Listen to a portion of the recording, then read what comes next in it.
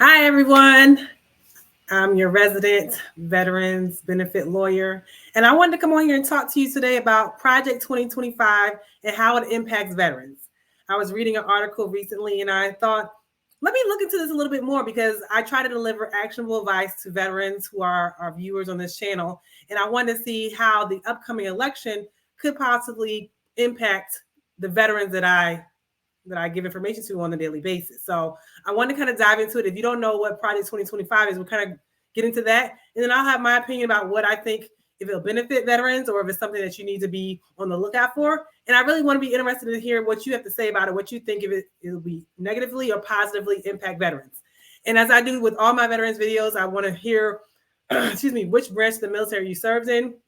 And I'm going to add SpaceX to it because that's a recent one. We have Navy, Army, Air Force, Marines, and I'm missing one, Coast Guard. So comment in the comment section and let me know which branch of the military you serve. And if you have an opinion already, before I even get into the video about Project 2025, whether you think it'll be beneficial or not. So I'm going to share the screen with you in a second. And if you're watching from your phone, I find it helpful to turn your phone sideways so that you can see it like a little bit easier because sometimes the print is a little small.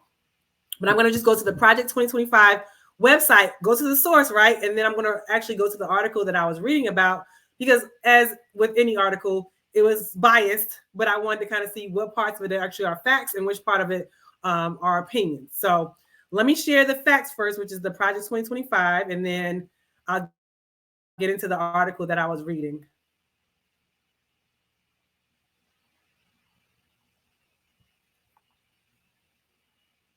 Okay, so hopefully you can see my screen. And hopefully my Wi-Fi is not acting up. So this is Project 2025, Presidential Transition Project. So this is what whoever becomes the next president, this is the project that is supposed to be implemented to help the transition. It's building for conservative victory through policy, personnel, and training. Get the facts. Project 2025 is a historic movement brought together by over 100 respected organizations from across the conservative movement to take down the deep state and return the government to the people. Its mandate for leadership, The Conservative Promise, published in April 2023, is a product of more than 400 scholars and policy experts from around the country.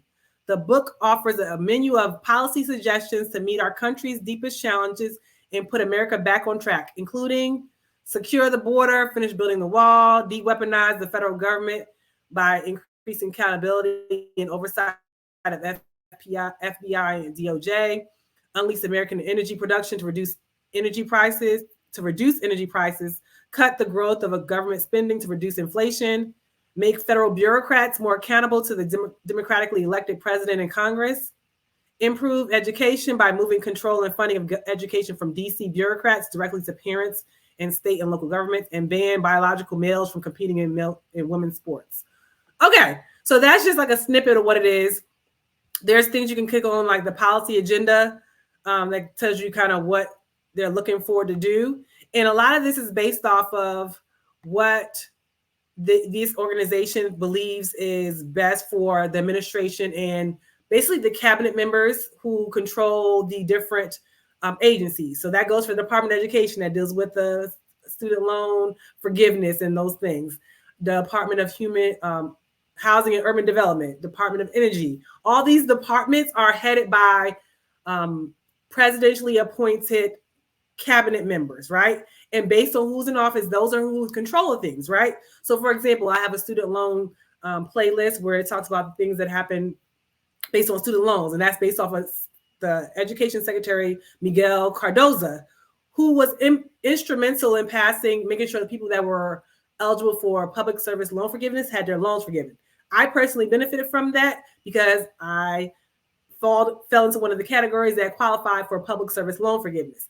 Previous administrations did not make that possible. This particular administration and this Department of Education head made that possible. That's a small example of why it's important about who you vote for, because they will also in turn put those people in as heads of these agencies.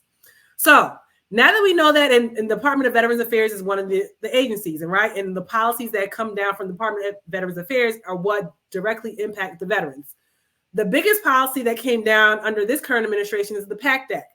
And I talked at great length about the PACT Act and how it benefits many veterans in a positive way, and expanded the allowable presumptive disabilities that you can get. So that was one of the examples of how the policy and the administration impacted veterans in that sense in a positive way.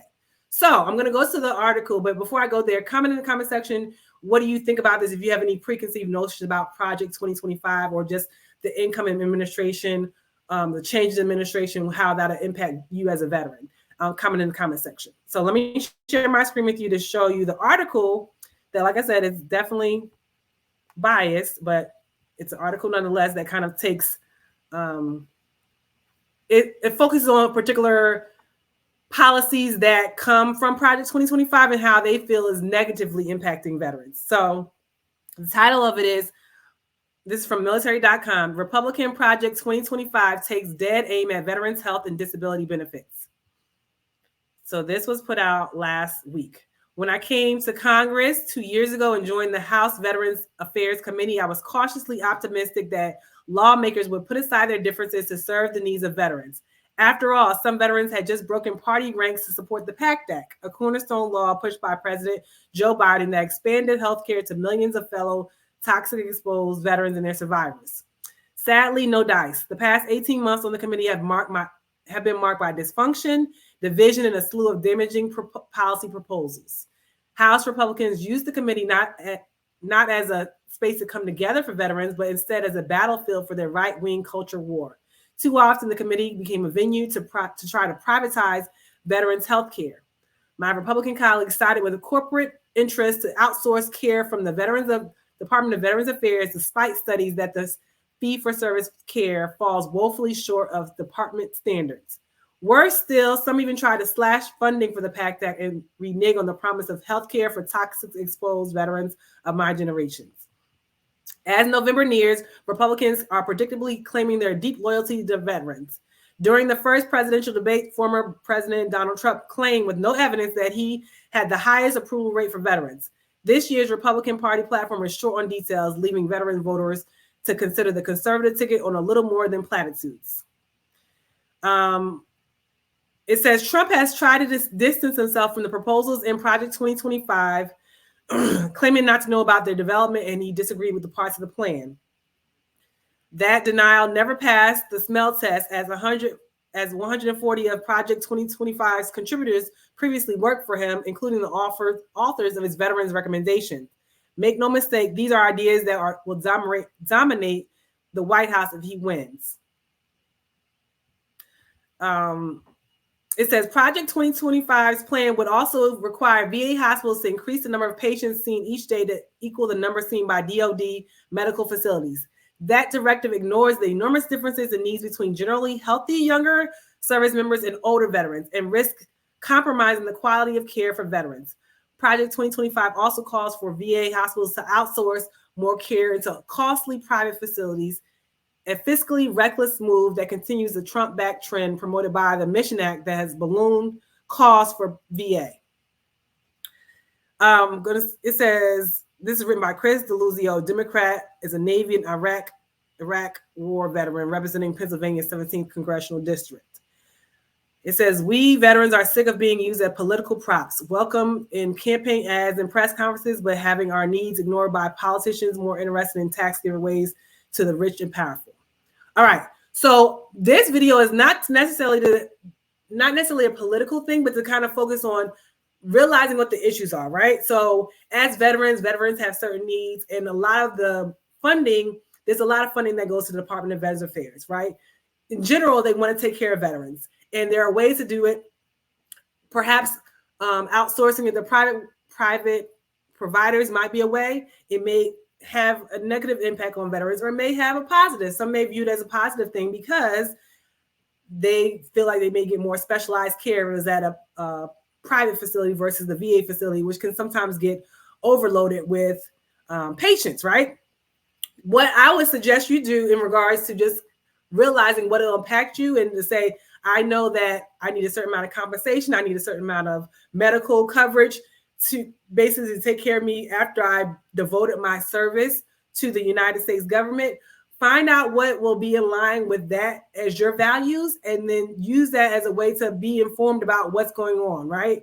And this is not to sway you anyway, because like I said, the article I read is very biased, but it's to kind of say, okay, these policies do impact veterans, and sometimes in a negative way. And we don't want to sacrifice the sacrifice you made as a veteran is enough. We don't need to have further sacrifices at the expense of veterans that do not benefit them in the long run. So let me know what you think in the comment section. I wanted to come on here because I know there's been a lot of talk about Project 2025, and we may hear more of it in the future, but this is how it perhaps will directly impact you as a veteran. Let me know what you think, and I'll see you in the next video. If you're new here, we have a whole veterans benefits playlist where I give you actionable tips about how to navigate the VA process. Thanks for watching.